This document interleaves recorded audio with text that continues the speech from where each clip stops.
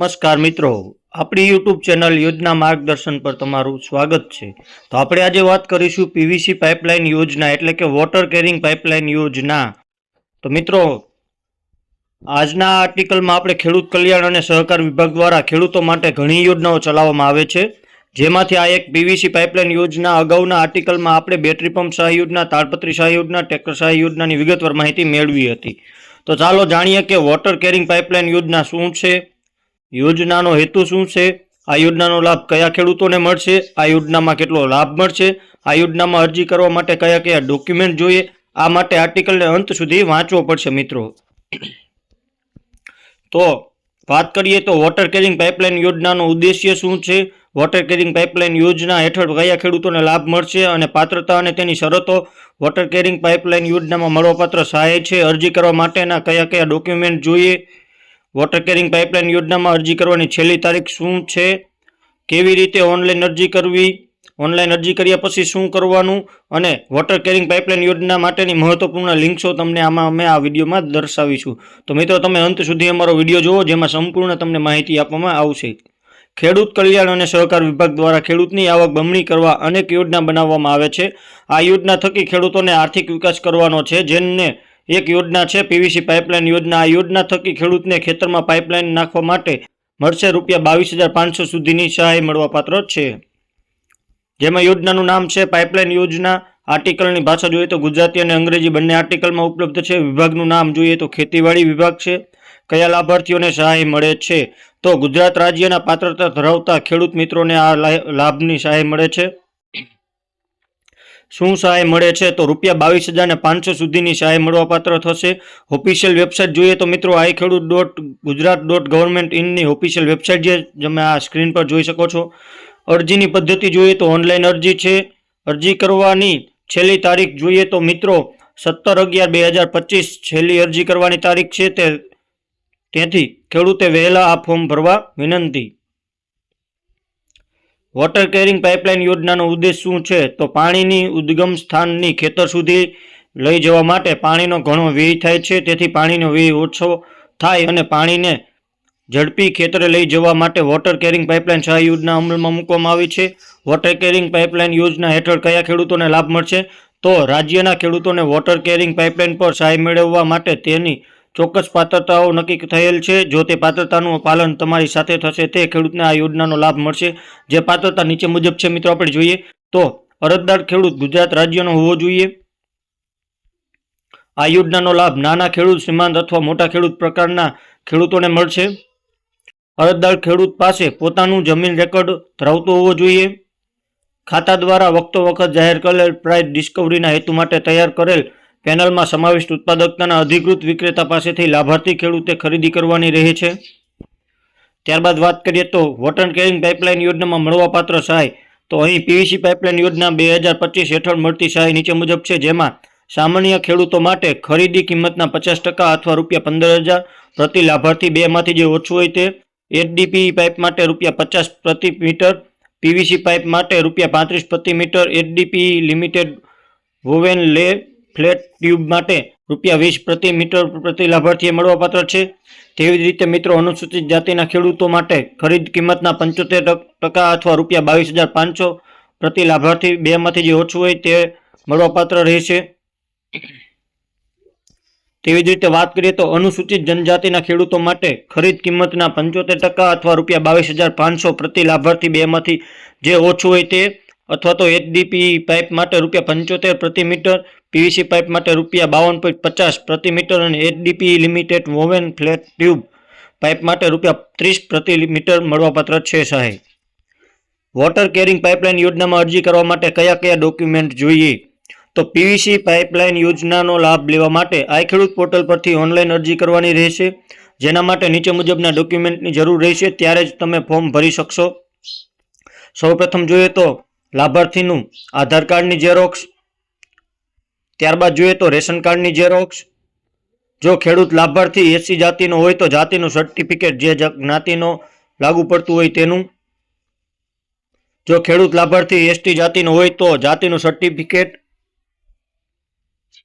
ખેડૂતની આ 7/12ની જમીનની નકલ, ખેતીના 7/12 અને 8 જમીનના સંયુક્ત ખાતેદારના કિસ્સામાં અન્ય ખેડૂતનું સંમતિપત્ર, જો ખેડૂત દિવ્યાંગ હોય તો દિવ્યાંગતા હોવા અંગેનું પ્રમાણપત્ર, લાભાર્થી જો ટ્રાઇબલ વિસ્તારના હોય તો વન અધિકારી પત્રની નકલ હોય તો, લાભાર્થી પાસે આત્માનું રજીસ્ટ્રેશન કરાવેલું હોય તો તેની વિગતો, સહકારી મંડળીના સભ્યો હોય તો તેની વિગતો જો લાગુ પડતું હોય તો જ આપવાનું થશે. ત્યારબાદ દૂધ ઉત્પાદક મંડળીના સભ્યો હોય તો તેની માહિતી જો લાગુ પડતું હોય તો જ આપવાનું થશે. તે જોઈએ તો મિત્રો બેંક પાસબુકની ઝેરોક્સ, મોબાઈલ નંબર ચાલુ હોય તેવું રાખવાનો રહેશે સાથે.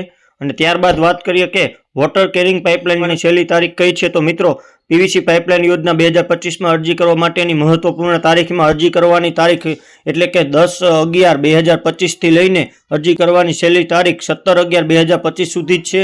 તો મિત્રો તમે વહેલી તકે આ ફોર્મ ભરી દેવું. How to online apply PVC pipeline યોજના એટલે કે ઓનલાઈન અરજી કેવી રીતે કરવી.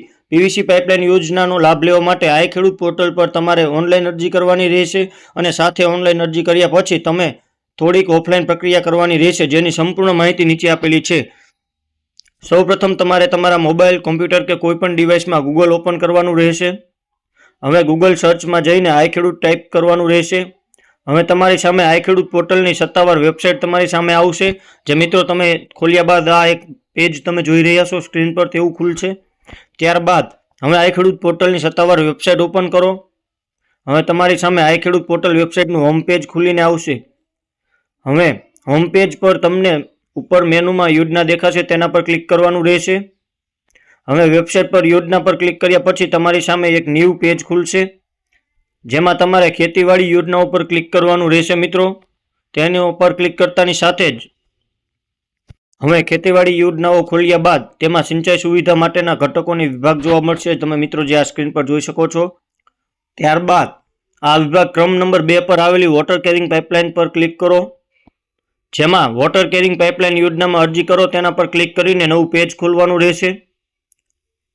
હવે તમારે સામે એક નવું પેજ ખુલીને આવશે. જો તમે આઈ ખેડૂત પોર્ટલ પર પહેલા રજીસ્ટ્રેશન કરેલું હોય તો હા સિલેક્ટ કરવાનું રહેશે અને રજીસ્ટ્રેશન નથી કર્યું તો ના કરવાનું રહેશે.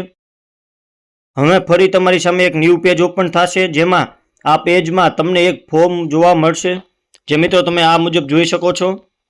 ત્યારબાદ હવે આ ફોર્મમાં તમારે માગ્યા મુજબની સંપૂર્ણ માહિતી ભરવાની રહેશે. હવે ફોર્મ ભર્યા બાદ તે ફોર્મની ચકાસણી કર્યા બાદ અરજી સેવ કરો તેના પર ક્લિક કરવાનું રહેશે. હવે ફરીથી ઓનલાઈન ભરેલી માહિતીને પૂરી ચોકસાઈ કર્યા બાદ અરજી કન્ફર્મ કરવાની રહેશે. લાભાર્થી દ્વારા ઓનલાઈન અરજી એકવાર કન્ફર્મ કર્યા બાદ એપ્લિકેશન નંબરમાં કોઈ સુધારો કે વધારો થશે નહીં. ત્યારબાદ ખેડૂત લાભાર્થીએ ઓનલાઈન અરજી કર્યા બાદ પોતાની અરજીની પ્રિન્ટ કઢાવવાની રહેશે. અને તમે ઓનલાઈન અરજી કેવી રીતે કરી શકો છો. તો મિત્રો પીવીસી પાઇપલાઇન યોજનામાં ઓનલાઈન અરજી કર્યા પછી શું કરવાનું, તો આઈ ખેડૂત પોર્ટલ પર ઓનલાઈન અરજી કર્યા પછી ઓફલાઈન શું પ્રક્રિયા કરવાની રહેશે તેની સંપૂર્ણ માહિતી નીચે મુજબ છે. સૌપ્રથમ ઓનલાઈન અરજી કર્યા બાદ તમને તમારી અરજીને તાલુકા અમલીકરણ અધિકારી શ્રી દ્વારા પૂર્વ મંજૂરી આપવામાં આવશે. હવે જો તમારી અરજી મંજૂર થશે તો તમને અરજીની જાણ SMS અથવા મેઇલ કે અન્ય વ્યવસ્થા દ્વારા તમને જાણ કરવામાં આવશે. હવે લાભાર્થી ખેડૂતે ઓનલાઈન અરજી કર્યા પછી જે પ્રિન્ટ મળે છે તે અરજી પત્રકમાં સહી કરવાની રહેશે.